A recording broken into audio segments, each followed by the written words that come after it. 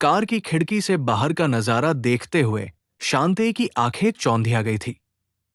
उच्च इमारतें, तेज रफ्तार से दौड़ती गाड़ियां, रंग बिरंगे विज्ञापनों से भरे होर्डिंग्स, ये सब उसके लिए एक अद्भुत और विचित्र दृश्य था।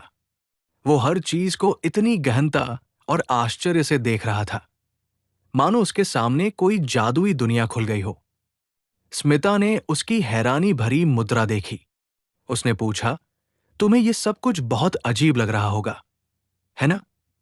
शांते ने बिना नजर हटाए केवल सिर हिलाकर जवाब दिया, हां, बहुत। चिंता मत करो। स्मिता ने उसे आश्वासन दिया, कुछ ही दिनों में तुम्हें इन सब की आदत हो जाएगी। वैसे तुम कितने दिनों से यहां भटक रहे थे? कल से, शांते ने संक्षिप्त में उत्तर दिया। तभी निकिता ने स्मिता की ओर मुड़कर पूछा, अब तुम इसे रखोगी कहाँ? मेरा इतना बड़ा घर है, इसे एक कमरा दे दूंगी। स्मिता ने सहज भाव से कहा। अपूर्वा मुस्कुराई, और शायद बेडरूम भी शेयर करने को तैयार हो जाओ। अपूर्वा और निकिता दोनों खिलखिलाकर हंस पड़ी।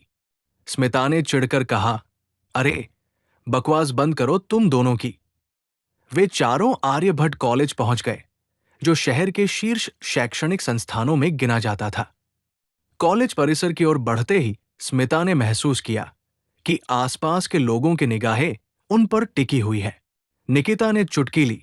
स्मिता, आज नोटिस किया? क्या? स्मिता ने पूछा। कल तक सिर्फ लड़के हमें घूरा करते थे, आज तो लड़कियां भी नजरें नहीं हटा रही है। जोड़ी अच्छी दिख रही है तुम्हारी और टार्जन की। निकिता और अपूर्वा फिर से हंसने लगी। तुम दोनों भी सुधरोगी ही नहीं। स्मिता ने आंखें दिखाई। शांते को भी अब एहसास हुआ कि लोग उन्हें देख रहे हैं। उसने स्मिता से पूछा, ये लोग हमें क्यों देख रहे हैं? स्मिता ने समझाया, क्योंकि तुम खुद हर चीज और हर व्यक्ति को बिना झिझक घूर रहे हो। पहले तुम घूरना बंद करो। शांते ने तुरंत अपनी नजरें नीची कर ली और उनके साथ चलने लगा। स्मिता ने अपूर्वा और निकिता से कहा, मैं आज लेक्चर में नहीं आऊंगी। मैं शांति की थोड़ी मदद करती हूं, तुम लोग जाओ।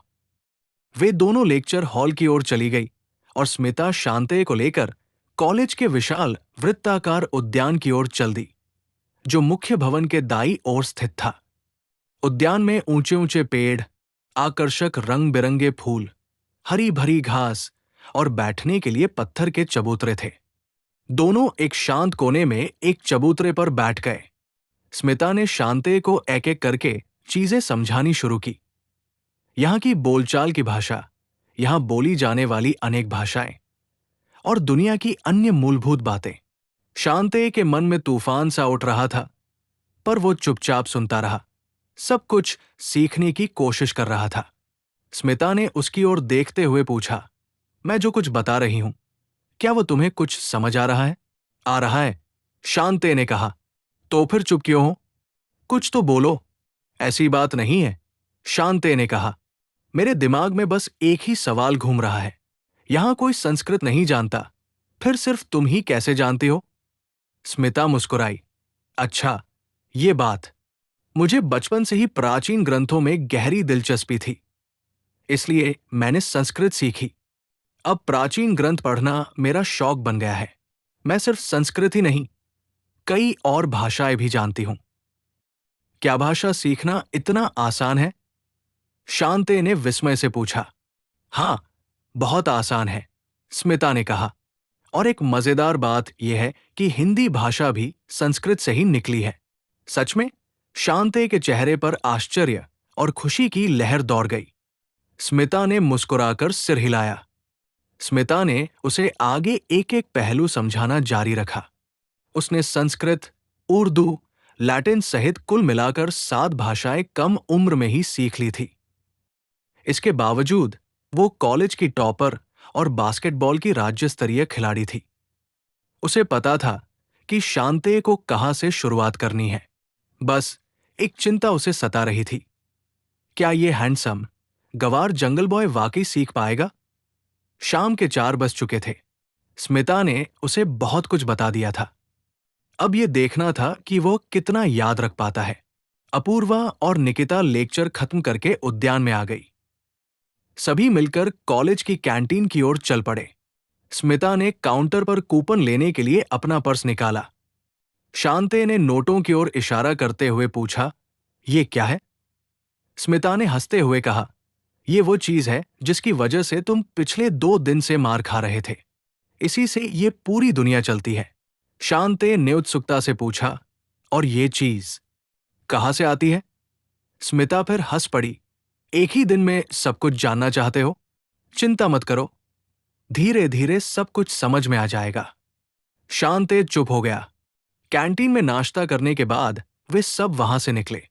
स्मिता ने अपूर्वा और निकिता को उनके घर छोड़ा और फिर शांते को अपने साथ ले गई। स्मिता अपने पिता की जिद के बावजूद पढ़ाई के लिए वासुकी शहर आई थी। उसके पिता एक बहुत बड़े व्यावसायिक थे।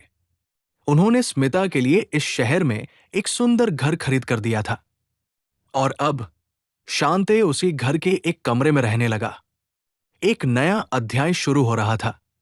अगले दिन स्मिता और शांते हमेशा की तरह कॉलेज पहुंचे। स्मिता को अपने एक शिक्षक से कुछ जरूरी काम था।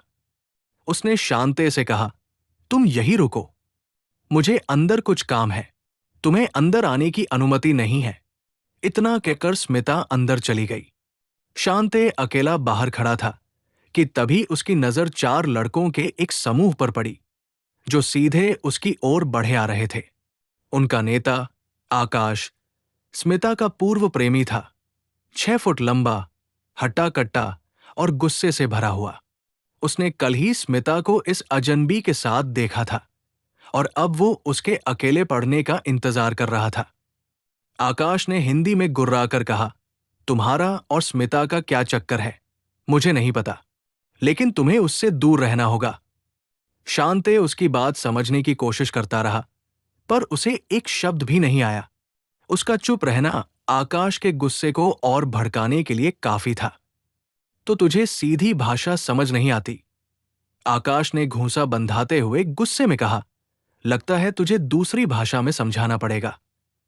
एक जोरदार घूंसा शांते के जबड़े पर पड़ा, फिर एक और उसके पेट पर। एक जोरदार धक्के से वो नीचे गिर पड़ा। वे चारों मिलकर गिरे हुए शांते पर लातों से प्रहार करने लगे। शांते के पास सिर्फ सहने के अलावा कोई चारा नहीं था। शायद उसका भाग्य अच्छा था कि तभी स्मिता वापस लौट आई। स्मिता ने तुरंत हस्तक्षेप किया। वो आकाश और शांते के बीच में आ गई और उन चारों को धक्का देकर दूर किया। उसकी आंखों में आग थी। तुम अपनी हरकतों से बाज नहीं आओगे, स्मिता ने आकाश पर चिल्लाकर कहा। इस बेचारे को मारने का तुम्हें क्या हक है? आकाश ने व्यंग्यात्मक अंदाज में कहा, बेचारा? क्या तुम्हें पता है ये तुम्हारे बारे में अभी क्या क्या बक रहा था? स्मिता ने पूछा, क्या बोल रहा था? इसने तुम्हारे बारे में इतनी गंदी बातें कहीं। आकाश ने झूठ बोला कि सुनकर शर्म आ जाए। स्मिता का गुस्सा 7वें आसमान पर पहुंच गया। उसकी आवाज ऊंची और तीखी हो गई। ये इंसान जंगल आया है। ये बाहर की दुनिया का एक कतरा भी नहीं जानता। इसे हम क्या बोल रहे हैं ये भी समझ नहीं आता। और तुम कहते हो इसने मेरे बारे में गंदी बातें की। झूठ बोलने की भी कोई हद होती है। अगर आगे से तुमने इसे परेशान किया तो मुझसे बुरा कोई नहीं होगा। इतना कहकर स्मिता ने शांते का हाथ पकड़ा और उसे वहां से ले जाकर फिर से उसी शांत वृत्ताकार उद्यान में ले आई। शांते ने धीरे से पूछा, वे लोग मुझे क्यों मार रहे थे? स्मिता ने खींच कर कहा, आकाश मेरा एक्स बॉयफ्रेंड है। उसने तुम्हें मेरे साथ देख लिया था, इसलिए तुम पर हमला किया। मैं माफी चाहती हूं शांते, तुम फिक्र मत करो, आगे से ऐसा नहीं होगा। इसकी जिम्मेदारी मेरी है। शांते ने मुस्कुराते हुए कहा, तुम माफी क्यों मांग रही हो? अगर तुम नहीं होती तो मैं कल से अब तक 10-12 बार इतनी ही मार खा चुका होता। क्या तुम ये जानते हो? उसकी इस बात पर स्मिता भी मुस्कुरा उठी। उसकी हंसी देखकर शांते भी हंस पड़ा। स्मिता ने फिर से उसे पढ़ाना शुरू कर दिया। लगभग 3 घंटे बाद आकाश फिर से वहां आ धमका। स्मिता और शांते पढ़ाई में डूबे हुए थे। स्मिता आकाश ने पुकारा। स्मिता ने उसे देखा और गुस्से से भर गई। तुम यहां क्यों आए हो? मैं माफी मांगने आया हूं, आकाश ने नरम स्वर में कहा। मुझे इस सब के बारे में कुछ पता नहीं था। I am sorry. स्मिता, माफी मुझसे नहीं, शांते से मांगो, स्मिता ने सख्ती से कहा। आकाश ने शांते की ओर मुड़कर कहा, आई एम सॉरी ब्रदर। शांते नैसलतापूर्वक कहा, इट्स ओके। आकाश हैरान होकर बोला, इसे तो हिंदी आती है, तुमने मुझसे झूठ बोला। स्मिता ने झट से कहा, नहीं आती, मैं इसे सिखा रही हूं। ओह, आकाश ने कहा, तुम्हारी यही बात मुझे सबसे ज्यादा पसंद आती है। स्मिता, क्या तुम और मैं फिर से साथ नहीं हो सकते? स्मिता ने स्पष्ट और दृढ़ स्वर में कहा, नहीं, हम दोनों के बीच जो कुछ भी था वो अब खत्म हो चुका है। मैं मानता हूं कि मुझसे गलती हुई, आकाश ने विनती की। मैं इसके लिए कितनी भी बार माफी मांगने को तैयार हूं। तुम्हें माफी मांगने की कोई जरूरत नहीं है, स्मिता ने कहा। मैं आगे बढ़ चुकी हूं। अच्छा होगा तुम भी इस सच्चाई को जल्दी स्वीकार कर लो और आगे बढ़ जाओ। मेरी बात को समझने की कोशिश तो करो स्मिता। आकाश ने एक आखिरी कोशिश की। बात खत्म हो चुकी है आकाश, स्मिता ने अंतिम रूप देते हुए कहा। तुम यहां से जाओगे या हम यहां से चले जाएंगे? स्मिता ने उसे रोकते हुए कहा। आकाश समझ गया कि अब कोई फायदा नहीं है। उसने एक निराश भाव से सिर झुकाया और वहां से चला गया। उद्यान में फिर से शांति छा गई और स्मिता ने शांते को पढ़ाना जारी रखा। Please like, subscribe and press bell icon for next video.